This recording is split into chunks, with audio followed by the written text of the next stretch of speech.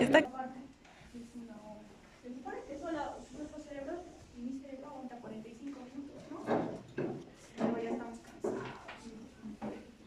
Entonces, vamos a avanzar una parte y 15 minutos antes para que un ratito respiren, se relajen. Y después tienen otra clase. Sí. ¿Qué clase tienen después? Sí. ¿Dónde? ¿Acá? ¿Aquí en Coyana? Sí. Ah, entonces les conviene. O también van a cambiar el bloque con el Sí, va a cambiar. Vamos a ver si lo logran. Tienen que cambiar todo. Ya. Entonces vamos a comenzar, a ver. ¿Algunos de ustedes tiene dificultades para poder hablar en público? ¿No? Levante la mano.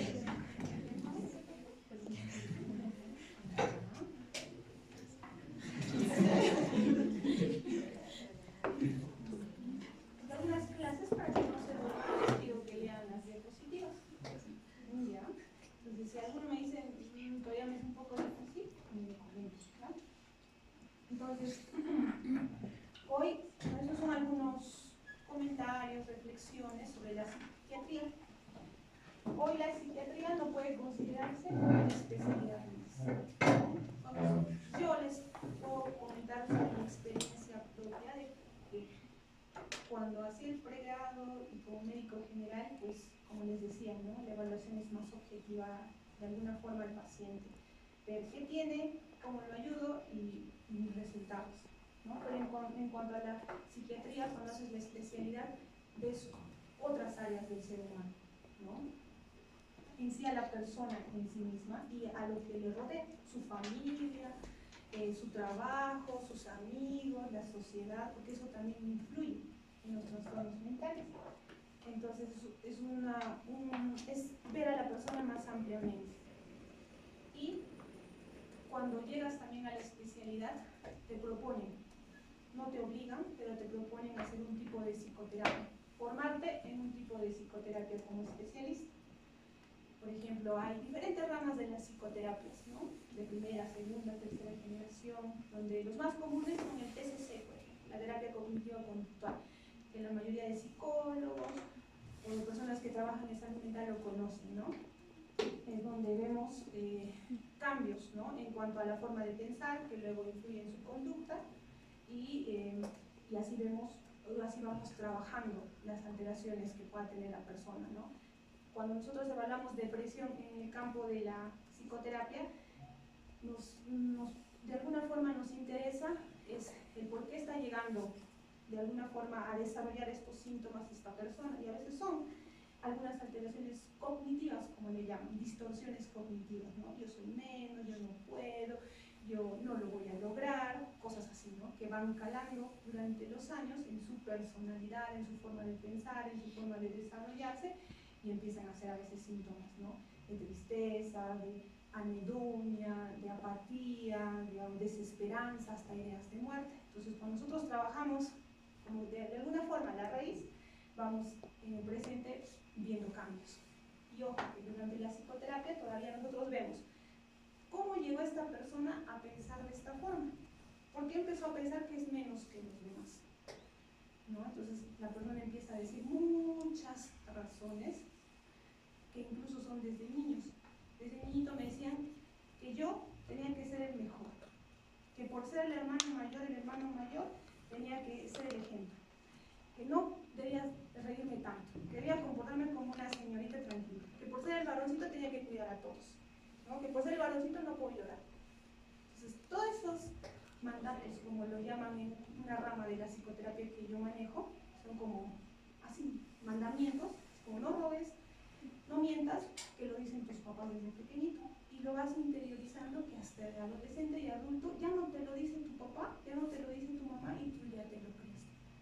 Ahí está, no puedo fallar, tengo que ser la mejor en medicina, tengo que sacar las mejores notas, porque si fallo significa que no soy suficiente, si me equivoco significa que no soy suficiente, pero no es real, porque como todos los seres humanos, o alguno de acá es un robot, No, ¿verdad? Ni Mujer Maravilla, ni Superman, o su kriptonita, nadie. Todos somos seres humanos y podemos cometer errores, tener dificultades, tener debilidades, darnos un descanso, decir, ya no puedo, estoy agotado, merezco descansar, ¿no? Y luego seguir. Entonces, todo eso es como que una rama más amplia dentro de la psiquiatría y mucho más dentro de la medicina. Entonces, cuando en mi sede de formación, y me parece que en todas te proponen y te dicen, ¿no? Si quieres, puedes ir ya eligiendo un tipo de psicoterapia e ir avanzando. Entonces, cuando nosotros de alguna forma te abre el campo a la psicoterapia, no solo entiendes a las personas, a los pacientes, sino tú mismo. Y dices, entonces yo tenía este tipo de pensamientos, yo merezco esto, ¿para qué me presiono tanto si no es necesario en este momento? Te ayuda bastante de manera personal. Y cuando tú te vas a recibir o vas a terminar tu formación como psicoterapeuta, que son 2 o 3 años aparte de la residencia, aparte de medicina, esa parte, ¿no? Tú te haces tu formación, tienes que tener unas horas determinadas de psicoterapia personal. O sea, yo, para ser psicoterapeuta, tengo que hacer mi propia psicoterapia. Ustedes como médicos generales futuros están abiertos o tienen la posibilidad de poder hacer una formación en psicoterapia si lo desean. Hay diferentes institutos, diferentes centros de formación donde vas trabajando, ¿no? Tú personalmente, y luego si quieres también haces psicoterapias a otras personas, pero tienes que tener el conocimiento.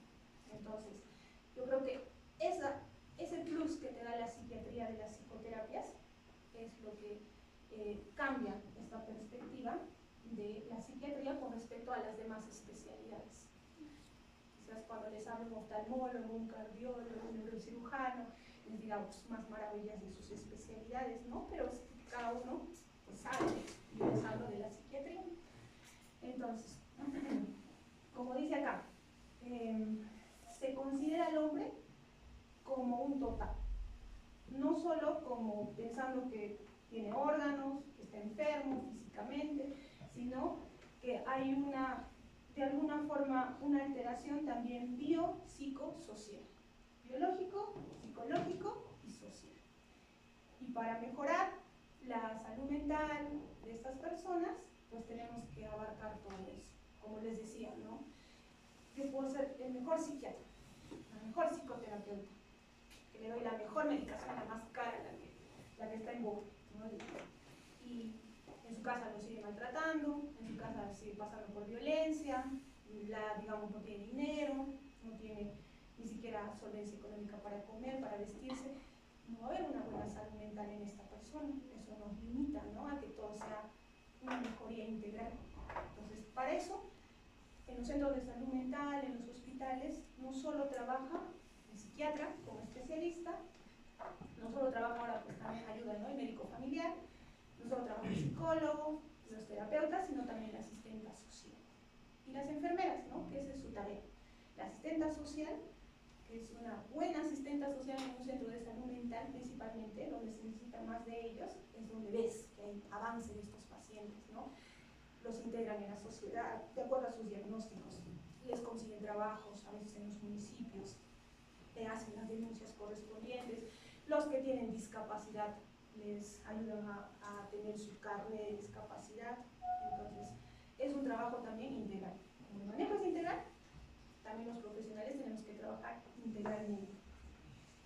Entonces, les hablaba justo de esto de los chamanes, ¿no? De las creencias, y pues así ha pasado la psiquiatría en la historia.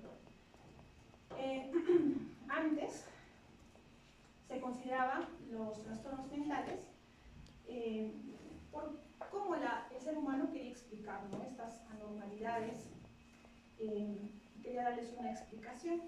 Primero, podrían ser por cosas sobrenaturales. Primero, ¿no? Que, digamos, el demonio, entes que poseían a la persona y empezaban a comportarse de manera distinta. Luego también lo asumieron con la religión, ¿no? Que por castigo divino, porque no has cumplido lo que Dios ha dicho, o eres una persona que está siendo muy digamos, una persona que está creyéndose de alguna forma más que los demás y ya no es una persona, digamos, o sea, sí es soberbio, ¿no? Y necesita un castigo para que vuelva a otra vez ser humilde. Entonces, por eso es que Dios los castigaba con estos trastornos más comúnmente llamados las locuras, ¿no? ¿Alguna vez han escuchado una historia del libro de Daniel, de la Biblia, de la locura de Nabucodonosor? Nabucodonosor era una vez lo han escuchado, ¿no? Es un rey, ¿no?, de Babilonia que había construido la mejor ciudadela y decía, wow, yo soy el mejor, y ya se había alejado de Dios y decía que esto es por mí, ¿no?, por lo que yo he logrado, por mis habilidades, capacidades, y de un momento a otro empezó a comportarse como un animal, comía con los animales, no reconocía, le creció el cabello, no se bañaba, caminaba en las cuevas, y la gente, ¿cómo lo atribuyó? A que había sido castigado, ¿no?, por su soberbia, por Dios. Y ahí vemos el origen sobrenatural de la enfermedad mental. Es un afán del ser humano de poder explicar por qué pasa eso, ¿no? También en la Edad Media, aquí ven un dibujito, donde aparentemente le están sacando la piedra de la locura a este paciente. Pero ya hacían como una crítica en este dibujo, ¿no? El que lo pinta, el Bosco.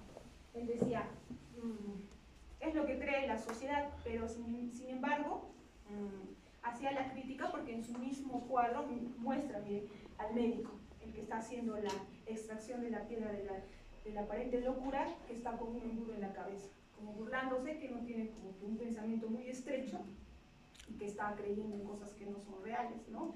Igual también ahí está el sacerdote con su copa de vino, o sea, como atribuyendo que igual los sacerdotes son más, digamos, consumen digamos, alcohol, más se cree digamos, en Dios, lo místico, que no es un gran apoyo, ¿no? Igual, digamos, en las monjitas, ¿no?, que con el libro en la cabeza, que no es que lo lean, solamente algo así como que de adorno, que en realidad se dejan llevar por las creencias y no por lo real, ¿no? Eso es lo que trata de interpretar el Bosco en su cuadro, pero desde la Edad Media ya se veía que habían estos trastornos y que estaban de alguna forma interpretadas por algo, ¿no? Que había algo dentro de la cabeza que causaba esta locura y que podían extraer.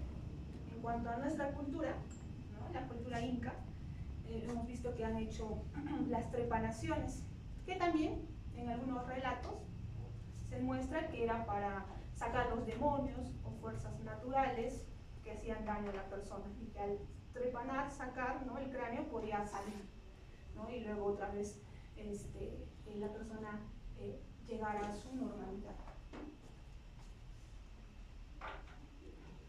Y aquí también, ¿no?, en cuanto al catolicismo, el cristianismo y todo esto, hablan también de posesiones demoníacas. Por ejemplo, en esta imagen lo que lo relatan es un paciente con depresión grave, incluso catatónica, que la depresión te puede llevar a la catatonía.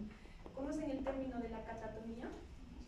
¿No? Que en otras patologías también de origen médico, ¿no?, orgánico, en la catatonía, pero también hay en caso de las patologías mentales, y la depresión grave puede llegar a eso. Incluso el nihilismo, cuando dice la persona, yo no tengo órganos dentro de mi cuerpo, no quieren comer, no quieren tomar agua, porque ¿para qué si no tengo órganos? No tengo estómago, no tengo corazón, y no hay forma de convencerlos de encontrar. Entonces es un paciente con depresión crónica, severa, catatónico, que el padre, pues sacerdote, ha ido a sacarle el demonio, para que esté mejor, ¿no? Ya seguían atribuyéndolo como posesiones demoníacas. ¿Y quiénes eran los responsables de hacer el tratamiento? Los sacerdotes. También los términos que usaban, ¿no?, para estas personas con estas afecciones, como el loco, el lunático, porque también se atribuía, ¿no?, a supuestas influencias de la luna, que cuando estaba, pues, en una determinada posición, o llena, menguante, también afectaba, ¿no? Y pues incluso los imitaban los bufones, ¿no?, que hacían chistes de sus características, de sus comportamientos, ¿no? Luego, ya de alguna forma, esa idea de que todo fuera de algo externo, ¿no? Místico, posesiones, no hacía que estos trastornos se tomen en cuenta dentro de la medicina, dentro de la salud pública. Lo tomaban como externo, no lo consideraban, ¿no? Como para decidir, así como, digamos, esa vez, ¿no? El dengue, la malaria, o cuáles eran esas patologías más frecuentes en la Edad Media, la peste, ¿no? Ellos ya hacían, digamos, de alguna forma investigaciones para poder curarlas, tratarlas, dar el tratamiento a las personas, pero en este caso no, lo tomaban como algo pues, externo y no los incluían. Pero Thomas Willis ya decía, ¿no?, que el cerebro se nutría como todos los órganos de sangre, pero que llegaba al cerebro pasando por procesos previos de filtración que lo convertían en productos sutiles o espíritus animales que se constituían en intermediarios entre el cuerpo físico y la mente.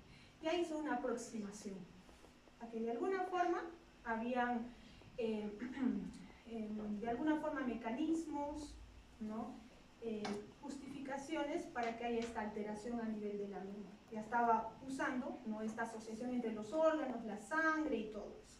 Entonces la enfermedad mental se tornaba de un origen ya más material, ya no subjetivo, místico, ¿no? También otro médico inglés, Nicholas Robinson, que era discípulo también de Willis, expresó esto, ¿no?, que hay cosas que cambian en el cuerpo que hacen que también cambie la mente. Luego, después de esto, ¿no?, cuando ya hay una aproximación, ya se hacen también evaluaciones de estas personas a nivel anatómico, alteraciones, buscando, ¿no?, en las necropsias, en los cerebros, qué alteraciones habían en su morfología, en su anatomía, para que tengan este tipo de síntomas. Y también se inicia la era de los asilos, donde ya de alguna forma estas personas eran conglomeradas en instituciones, que al inicio los tomaban como, digamos, muestras, ¿no?, de personas raras, extrañas, y hasta como si fueran pues los circos, ¿no?, donde las personas pasaban y veían cómo se comportaban, los miraban así como que los ponían en habitaciones y ustedes podían pasar a verlos, ¿no? Digamos el esquizofrénico, el catatónico que está todo quieto, no se mueve, y el otro baja, ¿no?, van mirando, van viendo su comportamiento, los histéricos, los ansiosos, o conductas desorganizadas, y eso era como algo llamativo para ellos, ¿no? Y pues esto no era, de alguna forma, ahora visto, no es algo ético, ¿no? No es algo adecuado de cómo se trataron a estas personas en aquella época. Y el triunfo definitivo de la incorporación de la locura y los problemas de salud mental como un tema médico y por ende de la salud mental llega después de esto, ¿no? Ya vieron que había bastantes personas con este tipo de trastornos que tenían incluso síntomas parecidos y empezaron a investigar de mejor forma, ¿no? Es decir, ya les llamaba mucho más la atención a los médicos, a los estudiosos, investigadores, y decían, no, queremos saber el por qué. Entonces ya lo incluyeron dentro de la salud pública para poder ya darles un espacio para ser tratados, buscar tratamientos farmacológicos y también médicos especializados o personal de salud especializada en el cuidado de estas personas. Ahí están algunos links para que puedan ver en YouTube algunos videos, ¿no?, un poquito de la explicación de esto. Luego, también la psiquiatría fue avanzando. Son 60 años más o menos desde, se le podría llamar la revolución en la psiquiatría, gracias al uso de fármacos principalmente. Porque antes el tratamiento era, digamos, coma con insulina, eran baños de agua fría, encerrarlos en un ambiente, ¿no?, y nada más. No había más cosas que poder hacer por ellos. Pero con los estudios, con la evolución de la misma disciplina de la psiquiatría, se pudieron utilizar fármacos, principalmente los antipsicóticos, que llevan más o menos en promedio 70 años desde su uso, ¿no?, la clozapina, la primera la clorpromazina, y al ver los resultados se investigó mucho más, luego los comúnmente, ¿no?, antidepresivos, antiansiosos que se van usando en la actualidad, han tenido a una gran revolución de la psiquiatría, como también una ciencia, como una ciencia de la medicina que también tiene tratamiento farmacológico, que hay alteraciones neurobiológicas donde va a trabajar estos fármacos y va a generar el bienestar de la persona. Entonces, todo esto ayuda, ¿no?, en cuanto al tratamiento y al abordaje de estas personas, pero también hay algunos psiquiatras antipsiquiatría, ¿no?, que en realidad nosotros, yo digo, ¿no?, en este inmenso universo somos una parte tan ínfima que no podemos decir que sabemos todo. Hay muchas cosas que desconocemos y muchas cosas de lo que dice, por ejemplo, este psiquiatra puede ser verdad. Nosotros no podemos cerrarnos y mirar por un tubo y decir, no, a mí me enseñaron en la especialidad que yo tengo que trabajar con fármacos, psicoterapia y así debe mejorar. No. Va a haber muchas otras cosas que yo desconozca y que con el paso del tiempo podamos seguir descubriendo. La idea es que todo esto contribuya a que la persona o el paciente o el usuario que estemos atendiendo llegue a su bienestar, ¿no? Porque yo le puedo dar un tratamiento a una persona y le va muy bien, pero para la otra persona no, le resulta otro tratamiento, otro abordaje mucho mejor. Entonces cada persona es única, diferente, con hasta los genes, ¿no?, diferentes, que no vamos a esperar que respondan igual. Y la patología no se va a dar igual en todos. Hay depresión distinta para ella, para él, para todos, ¿no? Ninguna depresión va a ser igualita en todas. Entonces, ¿qué dice este psiquiatra? Que niega la existencia de enfermedades mentales. Él dice que es un mito que han inventado los profesionales de la psiquiatría, alentados por una sociedad que así encuentra soluciones fáciles a los complejos problemas del ser humano, etiquetando como enfermos mentales a aquellos considerados como pestes sociales. Un poquito sí, ¿no?, un poquito rígido su pensamiento, quizás en su idea, yo digo, suspicaz, ¿no?, de que todos están en contra de todos, no hay gente buena, todos tienen algo malo, ¿no? Pues nosotros empezamos a pensar así, pues vamos a desconfiar de todos, ¿no? Pero hay cosas que sí dice que de alguna forma son alteraciones complejas del ser humano, no son problemas complejos. Como les decía, cada persona puede estar pasando por muchas cosas distintas y nosotros no podemos de alguna forma minimizar ni tampoco juzgar. Ahora, en cuanto a aquellos problemas que antes, ellos mencionan, ¿no?, que antes habían problemas, incluso la sociedad misma dice, ¿no?, pero ¿cómo ahora hay más diagnósticos de autismo, de TDAH y antes no había eso? Hay muchas explicaciones para eso. Antes, de alguna forma, no era el mismo modo de vida que ahora. ¿Se acuerdan? Antes pues había más campo, había árboles donde uno de niño crecía, ¿no? Podías correr, caminar, saltar, porque eras un niño, ¿no? Y podías hacer todo eso. Pero ahora la persona vive más en departamento cerrado. No puede correr, no puede saltar porque ya te das cuenta, ya esté quieto, mi papá, ¿no? Estate tranquilo, ya foto esto, ya foto aquello. Por eso cuando ustedes, digamos, evalúan a un paciente que viene de zona rural, la mamá dice, no, pero mi hijo es normal, él corre, salta, juega con los animales, pasea a los animales, muy tranquilo. Pero en el colegio no está quieto. Y ahí es donde se dan cuenta los maestros, ¿no? No permanece sentado, está distraído, está que molesta al otro niño, y la sospecha diagnóstica en ese momento es un TDAH, por ejemplo, ¿no? Déficit de atención e hiperactividad, pero la mamá no apoya, porque su contexto es distinto.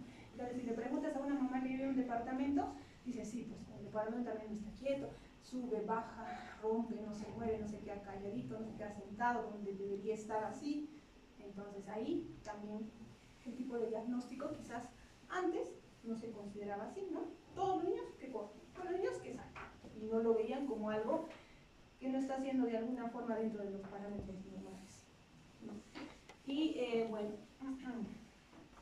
entonces ahora yo no considero que todo lo que diga no sea cierto, quizás hay cosas que sí, ¿no?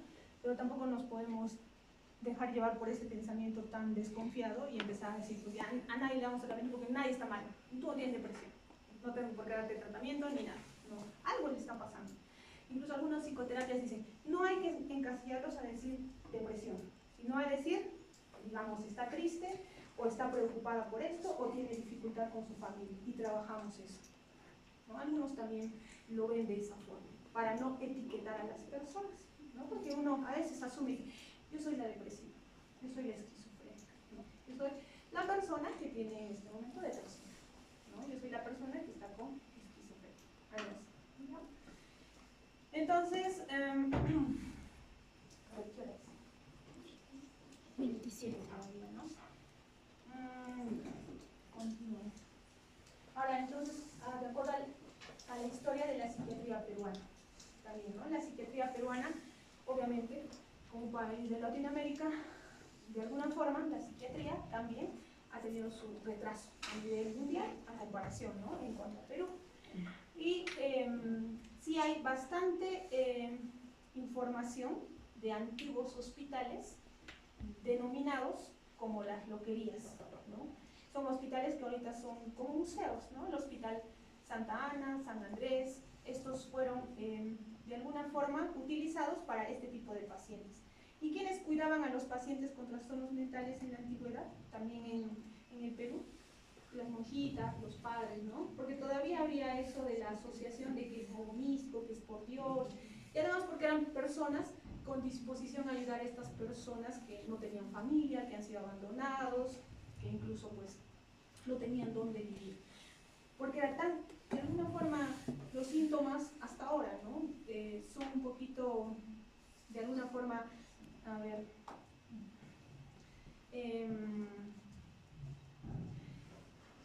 ¿cómo le diríamos? A ver, son síntomas que generan en las demás personas miedo, como que no pueden controlarlo, ¿no? Es distinto que te digan, yo estoy con una molestia urinaria que orino a cada rato, ay, ya, normal, ¿no? Te acercas a la persona, lo tratan, te evalúan, pero te dicen, no, está golpeando, está gritando, se está comiendo basura, se está comiendo heces, como que te alejas un poquito y dices, no, hay que tener cuidado. Y eso estigmatizaba mucho a estas personas que llegaban a abandonarlos, sus familiares, no podían manejarlos, no podían cómo tratarlos, y se entiende, ¿no? Porque son personas que no conocen o no conocían en ese momento quizás cómo ayudarlos, que los dejaban abandonados en estos centros.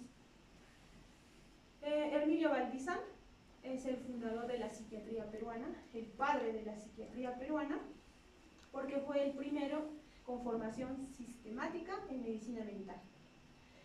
Y también fue el que primero inició, ¿no? Uno de los primeros que iniciaron su labor en cuanto a la psiquiatría, el cambio de estos loqueríos a hospitales, de alguna forma considerados psiquiátricos, sí, pero con un enfoque de que sea un tratamiento adecuado, humano, hacia estas personas. También está el video, para que puedan ver. Entonces, en la actualidad, en Lima, están los hospitales psiquiátricos. Aquí no tenemos hospital psiquiátrico, ¿no? Recién, ¿cuánto será? 5 años menos que tendrán departamento de salud mental los hospitales, porque antes eran solo consulta externa.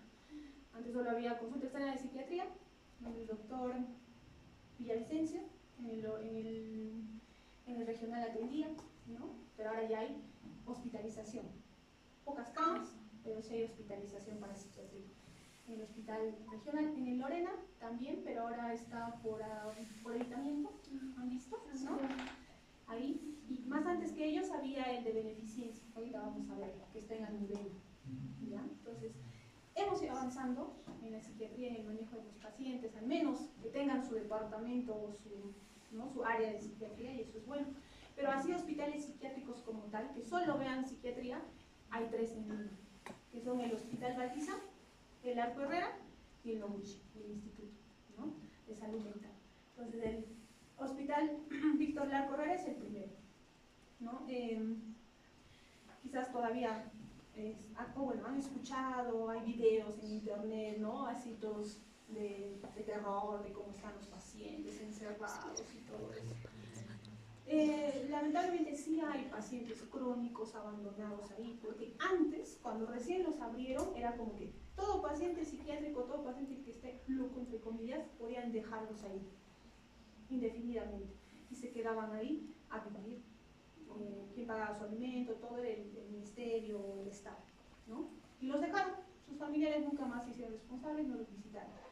Pero con la reforma en la salud mental, la ley de salud mental que está ahora en el presente, el objetivo es que estos pacientes en la medida que se pueda, sean reintegrados en su sociedad. Ese es el objetivo, ¿no? Que si es un paciente con esquizofrenia, le demos tratamiento, le demos de alguna forma las terapias para que haya una rehabilitación en él, que se pueda vestir, cambiar, que se pueda tener trabajo, que permanezca dentro de su núcleo familiar. Porque, imagínense ustedes vivir 50, 40 años, 30 años en un hospital. No es, ¿no? No es algo saludable en su salud mental tampoco, ¿no? Estamos de alguna forma contradiciendo lo que estamos buscando. Entonces, justamente en el 2021, 23, 24, la labor de las asistentes sociales en estos hospitales grandes era eso, empezar a buscar la reinserción de estos pacientes, para que no se queden pues hasta su muerte. Y sí se lograron, algunos encontraron a su familia, los reintegraron, otros los llevaron a hogares de otro tipo, ¿no? Donde hay hogares como de familia, ¿no? De padrecitos, donde están ahí con personas, salen a la calle, hacen paseos, se cocinan, así. Porque esto es como un hospital, es igualito que un hospital. Tienes tu horario de comida, horario de salida al parquecito, no sales a la calle, no es como una integración. Entonces sí hay, ¿no? Comentan que hay ambientes donde tienes que abrir la puerta para ingresar, porque si lo dejas abierto se salen, ¿no? Y los pacientes están mal, porque hay esquizofrenias que son residuales o resistentes al tratamiento, que no mejoran con el tratamiento y siguen agresivos, siguen desorganizados, siguen con sus alucinaciones auditivas, visuales, y a veces son peligrosos, ¿no? Para la sociedad. Luego está el Hospital Hermilio Valdizán. Yo me he formado en el Hospital Hermilio Valdizán, que es también el otro hospital psiquiátrico, que fue el primer, de alguna forma, docente, fue el profesor Humberto Rotondo, que es uno de los maestros considerados en la psiquiatría, ¿no? Son los primeros que también hicieron cómo es un esquema de examen mental, cómo tratar a los pacientes, ¿no? Ellos se formaron fuera del Perú y trajeron de alguna forma al Perú toda esta información en boga, ¿no? En ese inicio en cuanto a la psiquiatría, que aún en Perú no se tomaba en cuenta. El Hospital Valdizán, a diferencia de los demás hospitales, también tiene su departamento de adicciones. Tanto en el hospital hay como una hospitalización de adicciones, donde las personas se quedan siquiera 3 meses, esos que están con un cese del consumo de sustancias, digamos, más o menos un mes, pueden hospitalizarse. Incluso a veces los aceptan de semanas. Se hospitalizan, hacen su tratamiento de rehabilitación, tratamiento farmacológico, psicoterapia, todo, y después de los 3 meses, si ellos deciden continuar con su rehabilitación, pueden irse a su centro de rehabilitación, que es en Ñaña, que pertenece al Hermilio Valdizán. Es Ñaña, no sé si lo conocen en Lima, es como que afuera de Lima. En la ciudad, como que a unas 2 horas siquiera afuera de Lima, está Ñaña, como que casi en el campo, ¿no? Y es como una hacienda, donde hay campo, donde hay ambientes para jugar deportes, tienen su huerta, tienen su cocina, y también ahí hacen su rehabilitación durante 8 meses. O sea, el tratamiento para las adicciones es largo. Imagínense, ustedes ven un paciente que ha consumido sustancias durante 10, 5 años y va a querer recuperarse y curarse en 2 meses que venga la terapia, no va a pasar. Entonces, cuanto más largo es el tratamiento de rehabilitación, hay mejores resultados. Pues siquiera son 8 más 3, 9, 10, casi un año de tratamiento. Y después de darles de alta, ellos les piden seguir yendo a sus psicoterapias semanales, luego mensuales, luego anuales, para evitar la recaída, ¿no? Entonces, es un tratamiento largo, pero con mayor efectividad. En el Cusco van a ver que nos hospitalizan, ni siquiera los hospitalizan a los que están intoxicados. O sea, los hospitalizan un día, 2 días, luego ya vaya a hacer su consultorio, ¿no? Y en consulta ellos quieren hospitalizarse nuevamente, pero máximo los hospitales tienen la capacidad de poder tenerlos un mes, algunos que 2 meses. No es suficiente. Salen, en ese tiempo no consumieron, tuvieron horarios, tuvieron su plan de alimentación, su psicoterapia, salen, y si no continúa eso, vuelven a recaer, vuelven a consumir. Y eso hace que otra vez empiece el ciclo del consumo. Entonces, no tenemos ese tipo de hospitalización aquí en Cusco, ni tampoco en las demás provincias.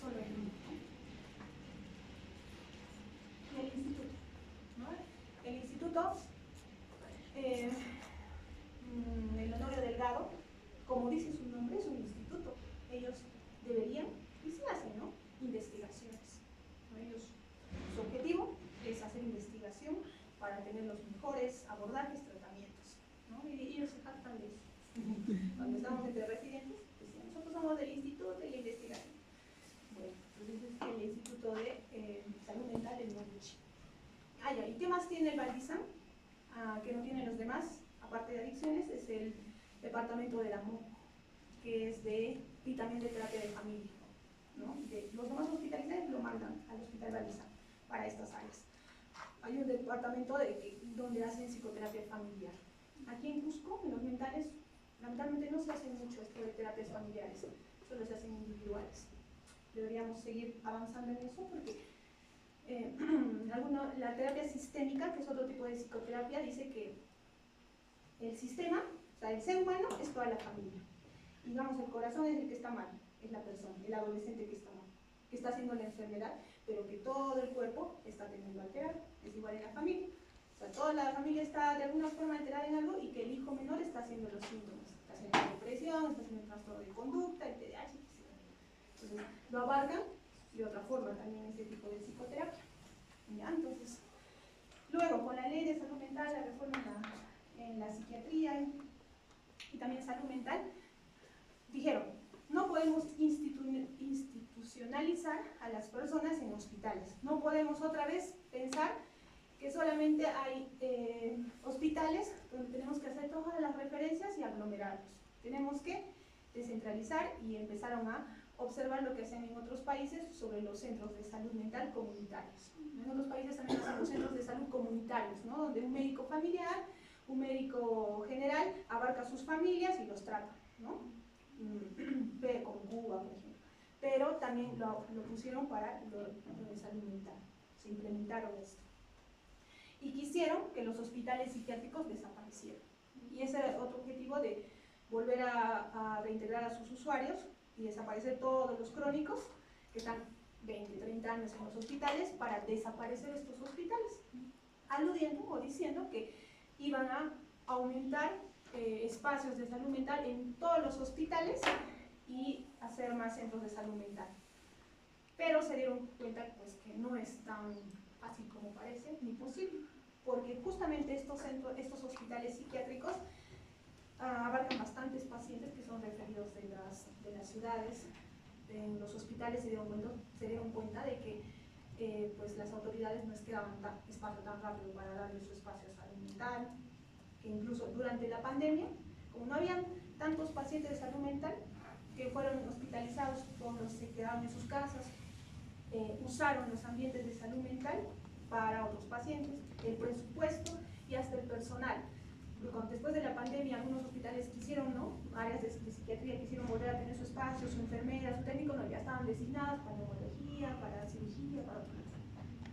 Entonces, como no se llegó a ese objetivo, pero yo creo que en vez de eliminar, es potenciar que estos sean institutos más especializados, ¿no? Los hospitales psiquiátricos, porque ahí hay, por ejemplo, terapia electroconvulsiva, deberían haber especialidades de neurología además, para que el paciente no esté yendo a su hospital general a evaluarse por neurología y luego por psiquiatría, porque se van a dar cuenta que muchos diagnósticos diferenciales de la psiquiatría están con neurología.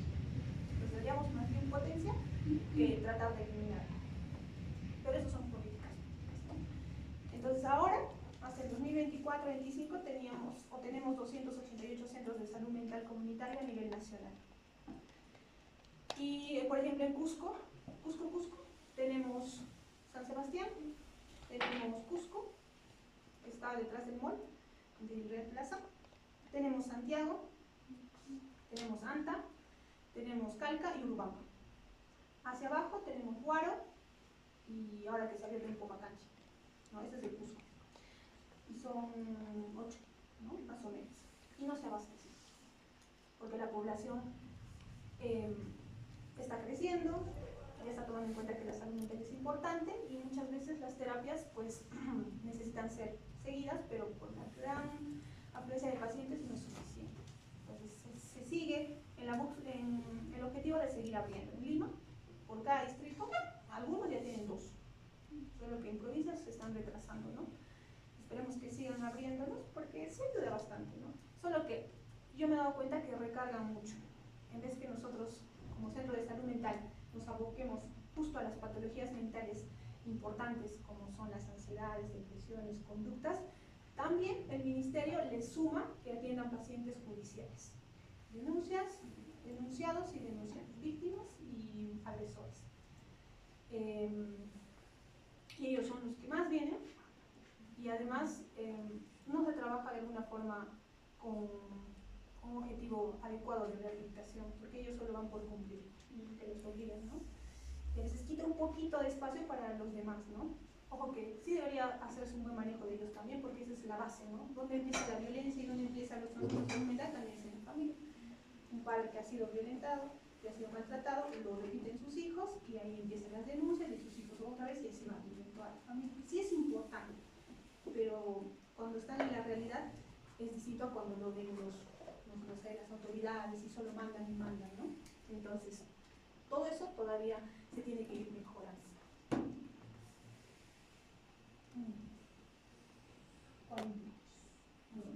Entonces, ¿qué es salud? De alguna forma sí se puede medir, ¿no? Que no tenga ninguna alteración en cuanto a sus exámenes de laboratorio, pero también es una experiencia y un estado objetivo mesurable. Es la percepción de estar con bienestar psicosomático y social. No solamente estar bien en cuanto a tus órganos, ¿no? Cómo está funcionando, sino también algo en cuanto a tu percepción, en cuanto a tus emociones, a tu pensamiento, como esa sensación de estar tranquilo, ¿no? Por ejemplo, un paciente con TOC, trastorno obsesivo compulsivo, constantemente va a estar pensando, uy, no dejé cerrar la puerta, no dejé cerrar. Toda la clase hubiera estado pensando, no dejé cerrar la puerta, ¿qué hago? Pido permiso, me voy a cerrar la puerta. Y veo que sí estaba cerrada la puerta. ¿Me voy? No, quizás otra vez no, regresa. Y todavía se pone a pensar, pero ¿por qué tengo que pensar así? Yo sé que lo he cerrado, pero no puedo evitar este pensamiento y me causa tanta angustia. Así son los síntomas de un paciente con trastorno obsesivo compulsivo, de comprobación. Ustedes lo juzgan y dicen, pero ya lo cerraste, tranquilo, pero no puede. Está constantemente el pensamiento, la idea en la cabeza que no lo deja tranquilo. Por eso se le llama ego distónico.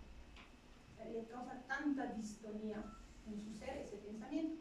En cambio, el psicótico te dice, digamos, a ver qué diga, a mí me están observando. Sí, me están observando, no me causa molestia, porque yo soy importante. Yo tengo muchas capacidades que todos tienen que fijarse en mí. Y es para el ego sintónico. Se siente bien con esa delusión, pero en realidad nadie lo está observando, nadie se está fijando en él, ¿no? Lo vamos a ir viendo esos términos, ¿sí? Igual, en la salud mental es definición, de alguna forma, cómo puede explicarse de cuando estás en salud mental, es cuando tienes la capacidad para poder ser, para poder realizarnos como seres humanos, para poder enfrentarnos a los problemas, como los conflictos, las dificultades y los avatares de la vida. Es decir, una capacidad potencial de realizarnos en nuestras propias vidas. Imagínense a una paciente que está justamente con un trastorno psicótico. ¿Creen que pueda trabajar? No, porque está, digamos, creyendo que le quieren hacer daño, que lo van a asesinar si se sale solo a la calle. No va a querer trabajar, no va a querer salir, va a querer estar siempre con su familia, va a empezar a poner un lugar para poder protegerse, va a cerrar las cortinas, no va a poder realizar sus actividades como ser humano, ¿no? Ahora, en cuanto a los trastornos de personalidad, nosotros todos tenemos un tipo de personalidad, toditos, ¿no? Tenemos nuestra propia personalidad. Cuando se vuelven trastornos, cuando la forma en que nosotros podemos resolver problemas, relacionarnos con las personas, manejarnos, ¿no? En las situaciones cotidianas, no es tan adecuado. Por ejemplo, los que son impulsivos, ¿no? Dentro de los trastornos de la personalidad, el que es más impulsivo. Le dices algo, ya se enojó, o ya te gritó, o ya te dijo cosas que al final dice, ay, no quería hacer. O sea, reaccionó de manera tan impulsiva que llegó a pegar, que incluso llegó a pensar, mejor me muero. Me dijeron que no soy suficiente, mejor me muero porque ya no voy a poder con todo esto. O sea, de alguna forma, su forma de poder enfrentar los problemas, las cosas que hay, no está siendo algo natural, usual o normal. Está siendo algo un poquito patológico, ¿no? Entonces, justamente, si cumple con todas estas características, es que decimos que está dentro de una salud mental adecuada. Pero si algo se está desviando, y estamos viendo que algo no está yendo bien, algo está siendo patológico, ¿no? Y lo aplica a cualquiera de los trastornos mentales que vamos a ver. Entonces, ¿qué es la enfermedad mental? Es la consideración científica de lo que es un trastorno psíquico, varía con el tiempo, de forma que comportamientos antes valorados como patológicos o no se incluyen en los actuales sistemas diagnósticos y por el contrario se incluyen otros que eran considerados vicios, productos en la maldad humana o normales, ¿no? Antes, como en la historia, veíamos que habían conductas que no se explicaban, ¿no? Que eran anormales, naturales, que ya de alguna forma llamaban la atención, pero con el tiempo ya se han ido de alguna forma incluyendo, ¿no? en la medicina, con el DSM-5, con el CIE-10. El DSM-5 cada cierto tiempo cambia, por eso sí, ¿no? El 1, el 2, el 3, ahora estamos en el 5.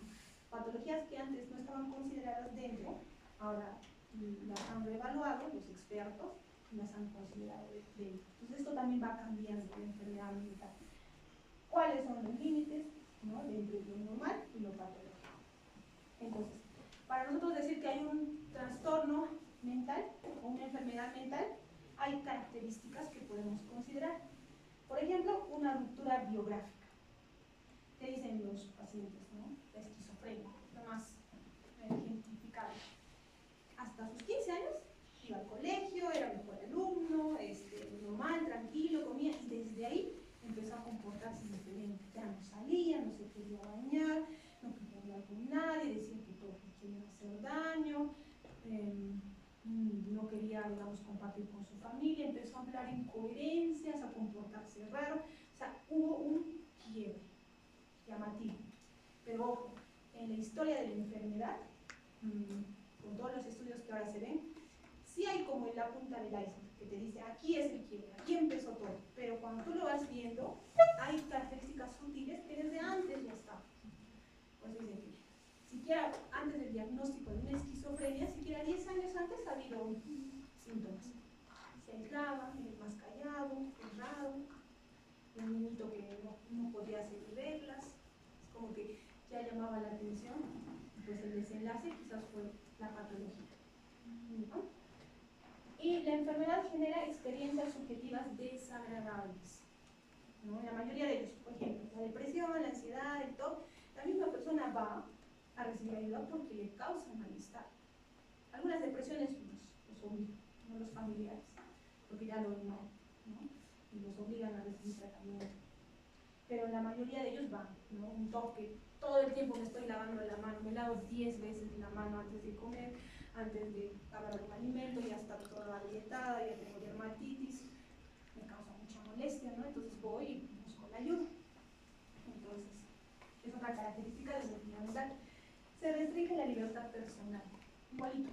Los pacientes con TOC, ¿no?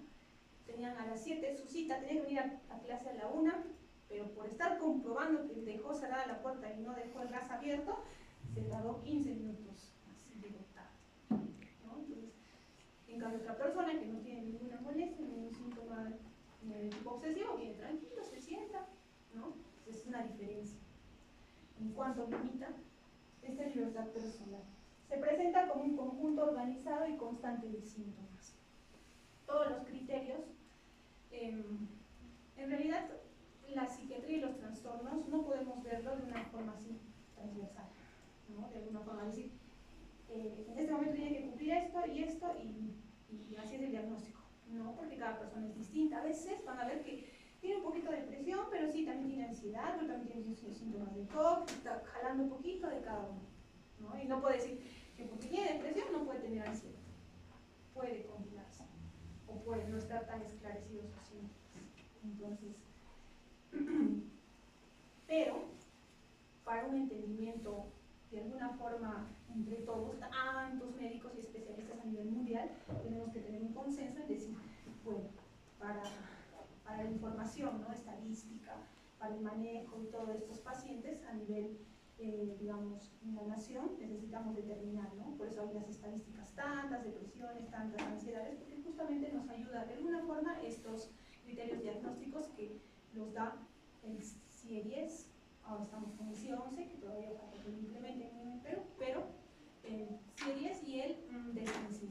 Cuando Cuando vamos a ver el DSM-5, nosotros tenemos que cumplir criterios. Depresión, siquiera 2 semanas de todos los síntomas, siquiera tristeza mínimo y o anedonia o apatía, ¿no? Que la persona no tenga ganas de hacer las cosas que antes hacía, que esté aburrido, desganado, no disfruta, mínimo. Pero si no, si está un día, 2 días de tristeza, no lo puedo considerar todavía como una depresión. Tiene que cumplir su tiempo y sus criterios. Es decir, 5 más de los siguientes síntomas, digamos, ¿no? Que esté con alteración del sueño, con alteración del apetito, hay bajado de peso, ideas de muerte, que tenga, digamos, alteración de su conducta, esté más agitado, está más lento. Entonces, todos los diagnósticos en salud mental tienen sus criterios. Entonces, tiene que presentar este conjunto organizado y constante de los síntomas. Constante en el tiempo. Y cada diagnóstico tiene su propio tiempo. ¿Ya? Tiene un curso y un pronóstico predecible. Bueno, ¿no? De alguna forma. Por ejemplo, las depresiones te dicen, ¿no? Leve, le das tratamiento, debe ir mejorando, ¿no? La terapia. Moderado, severo, también das más tiempo se tarde, pero va a ir mejorando si es que hacemos todo el tratamiento adecuado.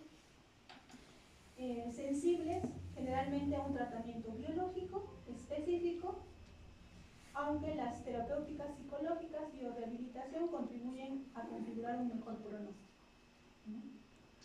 Como les decía, el uso de los antipsicóticos y de los inhibidores de la recaptación de serotonina, noradrenalina, norepinefrina, GABA, todos esos, que más comúnmente lo llamamos como los antidepresivos, antiansiosos y antipsicóticos, tienen un objetivo, ¿no? Donde se han evaluado que hay alteraciones neurobiológicas con los neurotransmisores, ¿no? Dopamina, serotonina, norepinefrina, GABA, que actúa el medicamento, lo ayuda a regularse y genera el bienestar en la persona. Entonces, las enfermedades mentales tienen que tener estos elementos. Ahora, la ley de salud mental. Esta ley, 3094-7, busca eso, ¿no? En el paciente, que ya no sea tratado despectivamente, que no sea excluido, ¿no? En cuanto a su tratamiento, rehabilitación, su diagnóstico, sino que sea incluido, como todas las patologías. Por eso abarca la promoción de la salud, en cuanto a la salud mental, la prevención, el tratamiento y rehabilitación, ¿no? Y no solo dedicado a la persona, sino a su familia, a su sociedad. Muy bien, chicos, por aquí.